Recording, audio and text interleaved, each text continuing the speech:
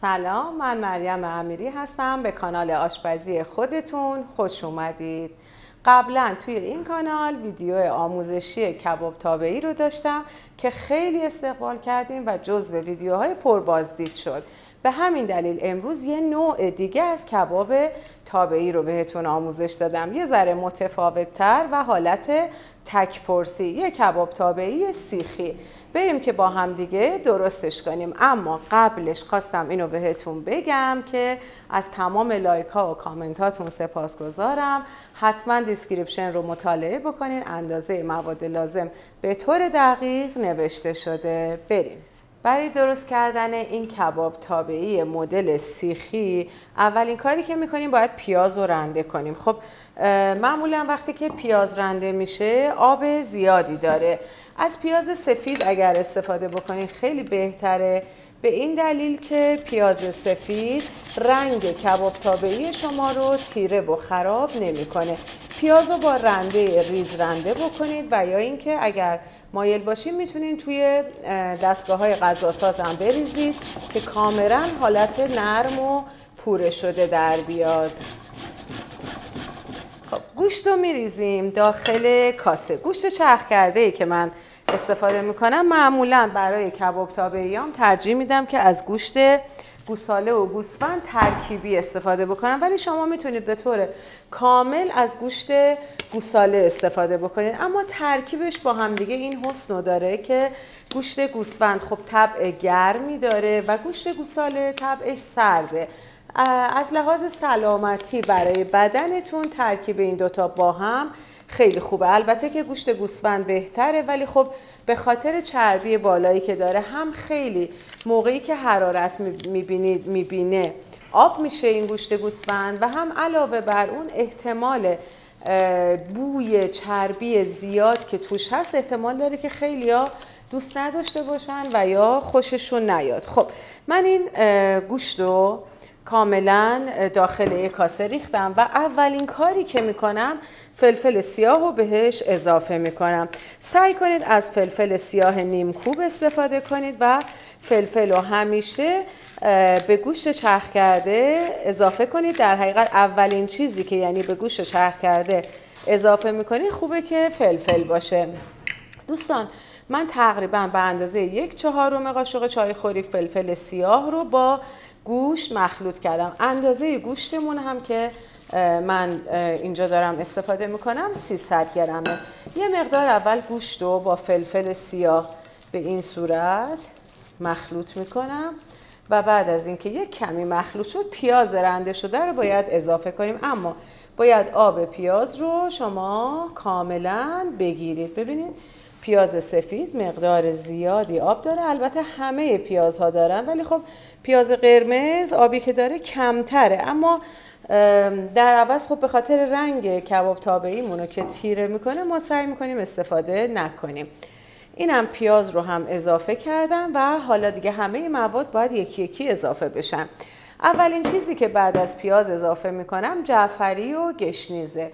مخلوط جعفری و گشنیز تازه با همدیگه باید بشه حدود 3 قاشق سوپخوری. این جعفری و گشنیز خیلی خیلی طعم این کباب تابعی رو خوب و عالی میکنه.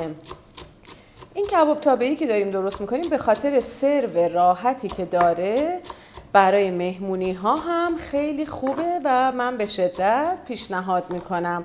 حتی داخل فر هم میتونید درستش کنید که حالا بهتون میگم چی جوری و چه زمانی داخل فر شما میتونید این کبابا رو آماده کنید. کاملا جعفری و گشنیز باید ریز ریز خورد شده باشه. اگر خوب ریز نشه، خوب خورد نشه، ممکنه باعث نچسبیدن و جدا شدن مواد گوشتیتون بشه. حدود 3 قاشق از این رو ما اضافه میکنیم بهش. تقریبا همه این مواد رو میخوایم. خب و حالا تو مرحله بعدی بهش 1/2 قاشق چایخوری نمک اضافه میکنم. 1/4 قاشق چایخوری زردچوبه اضافه میکنم و 1/2 قاشق چایخوری هم پودر سماق اضافه میشه.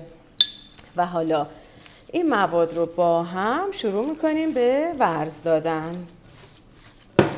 کاملا ورز میدید در حدی که خودتون احساس کنید که این کباب چسبندگی لازم رو به دست آورده. یه تیکه پیاز بود که من درش آوردم.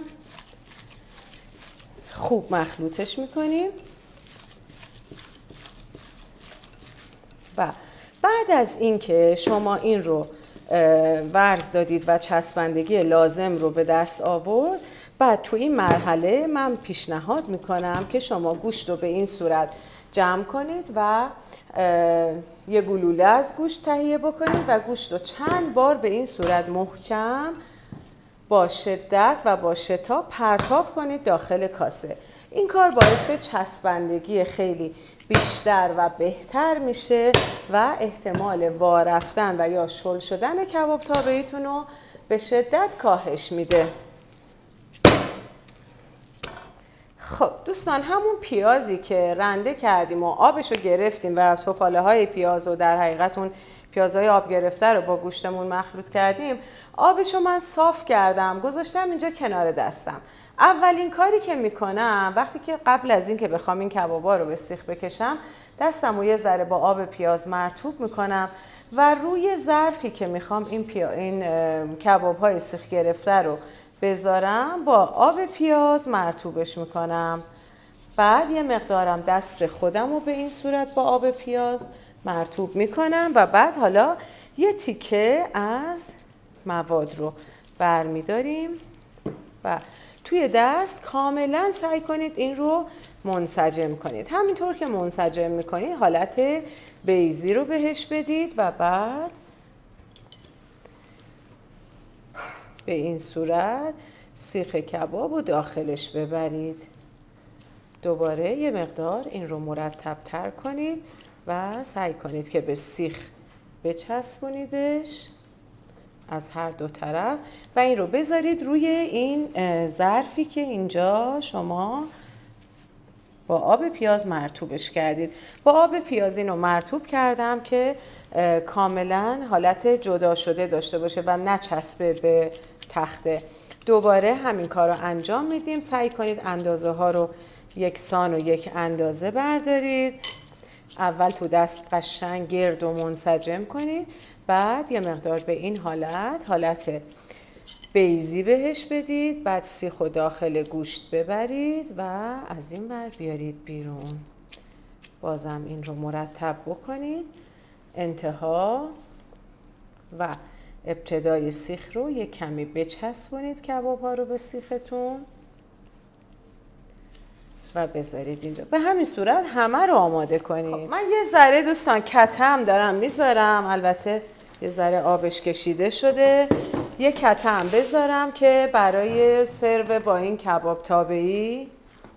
خب همینطوری آروم آروم بمونه. دم میذاریم کتمونو و بریم سراغ درست کردن، یعنی در حقیقت سرخ کردن کباب ها. تابه رو روی حرارت قرارش میدم و یک کمی روغن میریزم داخلش. خیلی روغن زیاد لازم نیست، در حد 2-3 تا قاشق کافیه. یک کمی هم زیرش رو حرارت رو بیشتر میکنم تا تابه داغ بشه. تو این فاصله تا داره تابه گرم میشه، من اینجا توی همین سیخ‌های چوبی چند تا سیخ گوجه هم آماده میکنم. به این صورت از گوجه های کوچیک گیلاسی استفاده میکنم و اگر که حالا گوجه کوچیک نداشتید میتونید گوجه حلقه شده استفاده کنید. یه سیخ دیگه هم گوجه آماده میکنم. بذارین از اینا برداریم که قشنگتر میشه. و حرارت حتما باید برای درست کردن این کباب سیخیا در ابتدای کار حرارت باید متوسط باشه و بعد میتونید حرارت رو کم بکنید. من امتحان بکنم ببینم که اوضاع چجوریه. بله، اینها رو میذارم کنار هم دیگه و داخل تابه. خب یه نکته خیلی مهم اینجا وجود داره برای سرخ کردن کباب تابه‌ایامون و اون نکته مهم اینه که ما باید قبل از اینکه یک طرف کباب کامل بخواد خودشو بگیره باید برش گردونیم اون سمت. چرا؟ چون اگر این کار نکنیم احتمال ترک خوردن از بغل کباب تابه‌ای و باز شدنش وجود داره و به این دلیل که گوشت وقتی که پخته میشه، مخصوصا گوشت چرخ کرده وقتی پخته میشه جمع میشه. وقتی که زیر این سیخ‌ها که کف تابه قرار داره شروع میکنه به پختن و جمع شدن و روی کباب هیچ اتفاقی نمیفته، این جمع شدن باعث ایجاد ترک در دور تا دورش میشه. ولی یه مقدار که زیرش خودشو گرفت باید برگردونید به این سمت که همزمان اون سمتش هم طرف مقابلش هم به همون نسبت خودشو بگیره. خب البته شما مثل من این کار نکنید، از یه انبور یا از یک وسیله استفاده کنید. من یه ذره دیگه دستام عادت کردن. خب حالا منتظر میمونیم این طرف که خودشو گرفت یه بار دیگه هم برش میگردونیم و این گوجه های گیلاسی رو هم من میذارم کنارش. این یکیش دیگه فکر کنم جا نمیشه. یک کمی اینا رو به هم دیگه نزدیکشون میکنم و این یه دونه گوجه رو هم میذارم اینجا. خیلی آروم و با احتیاط برشون گردونیم. هر دو طرف کباب تابه‌ای ها رو کاملا که سرخ کردید دیگه آماده است.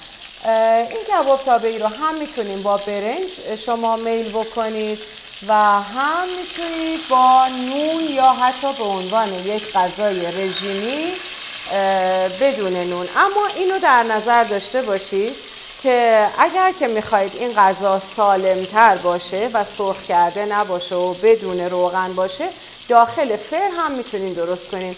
به این صورت داخل فر میتونین درست کنین که کباب تابه‌ای ها رو وقتی به این شکل آماده کردید، یک تابه نچسب یا یک سینی نچسب رو داخلش رو چرب میکنید یه مقدار و این کباب ها رو داخل اون میچینید و توی فر قرار میدید. اگر دوست داشتید داخل فر بپزید کباب تابه‌ایاتون رو، توی فر طبقه وسط باید باشه. دمایی که انتخاب میکنین 190 تا 200 درجه باید باشه و زمان پختتون هم حدود 20 دقیقه طول میکشه. با هر دو روش میتونید شما این کباب ها رو آماده کنید. خب کباب های ما دیگه آماده است. من از روی حرارت برشون دارم. بریم که با این کته خوشمزه که دیگه در حال آماده شدنه سروشون کنیم. کتمونم آماده شد. من یک کمی از این کته رو بریزم و زعفرونیش بکنم و یه مقدارش هم که ساده باشه. خب برای درست کردن زعفرون و دم کردن زعفرون هم که یه ویدیو خیلی خیلی مفصل داریم توی همین کانال که من توصیه میکنم اگر ویدیو زعفرون رو ندیدین حتما ببینین، چون اطلاعات خیلی خیلی مفیدی اونجا هست در مورد شناخت زعفرون. البته من حالا لینک اون ویدیو رو هم براتون میذارم که راحت تر بتونین پیداش کنین در مورد شناخت زعفرون، خریدش، اینکه با آب دم بکنید، با آب جوش، با آب سرد، توضیحات خیلی خیلی کامل اونجا داریم. خب دوستان برنج رو من میخوام به صورت قالبی در بیارم، یعنی یه فرم مشخصی رو میخوام داشته باشه. برنج رو میریزم به این صورت داخل اون این حلقه رینگی که قرار دادم. یه مقدار که برنج رو ریختم، بعد باید یه کمی با پشت قاشق این رو فشرده کنیم. خیلی زیاد نه که برنج حالت خودش رو از دست نده. ببینیم برنجای ایرانی همیشه توی پخت یک ظاهر بسیار جذابی رو دارن و عطر و طعمشون هم که دیگه مطمئناً از همه برنجای دنیا بهتره. اینم بریزم. 2 تا تیکه تدی کم قاطیش شد که من این رو جدا میکنم، چون میخوام قشنگ اینا رو پرس کنم ممکنه که تدیکا اجازه ندن. بعد از پرس کردنش حالا برنج زعفرونی رو میریزم تو لایه روش، باز کاملا صاف و مرتبش میکنم. یک کمی هم دوباره این رو پرس میکنم و بعد این رینگ رو در میاریم. به راحتی شما میتونید اینجوری بشقابای تک پرسی آماده کنید برای خودتون، اعضای خانواده‌تون یا برای مهموناتون. فقط قبلش ما یه مقدار اینجا رو داخل بشقاب رو خلوت میکنیم. خب حالا اینو در میارم خیلی آروم و آهسته. البته بذارید چند لحظه بمونه بعداً درش بیارید. و حالا از این کباب های جذاب و خوشمزه میذارم کنارش و همینطور یه سیخم یا 2 تا سیخم گوجه، فکر کنم یه سیخ بهتر، برگردونم براتون. خب دوستان امیدوارم که این کباب سیخی خوشمزه امروز رو دوست داشته باشید. هم برای خودتون و خانوادهتون خیلی میتونه غذای خوبی باشه، انتخاب خوبی باشه، هم برای دور همیا و مهمونیاتون.